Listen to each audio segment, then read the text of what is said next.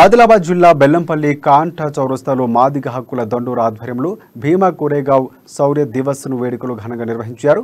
మహారాష్ట్రలోని పూణే పట్టణంలో భీమా నది ఒడ్డున 1818 సంవత్సరం జనవరి 1న ఆత్మగౌరవం కోసం ప్రాణాలను ఫలంగా పెట్టి పేష్యా బాజీరావుతో పోరాడి అమరులైన మహర్ వీరుల విజయగాథను స్మరించుకున్నారు. ప్రతి దళిత బహుజన బిడ్డ ఈ వేడుకలు జరుపుకోవాలని మాదిగ హక్కుల దండోర జిల్లా అధ్యక్షులు చిలక రాజు నరసింహ పిలుపునిచ్చారు.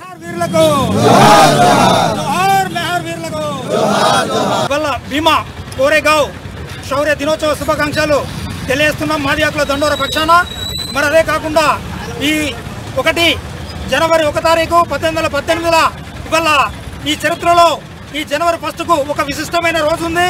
అదే భీమా కోరేగావ్ మరి మన శౌర్య దినోత్సవం దాన్ని పురస్కరించుకొని జరుపుకునే ఈ రోజును మనము దళిత బహుజన బిడ్డలందరూ కూడా జరుపుకోవాలని ఈ సందర్భంగా తెలియజేస్తా ఉన్నాం. అదేవిధంగా భీమా కోరేగావ్లో జరిగిన ఆ రోజు 1 జనవరి మరి 1818లో మరి పీష్వా సైన్యులకు మహార్ సైన్యులకు జరిగిన మహా పోరాటంలో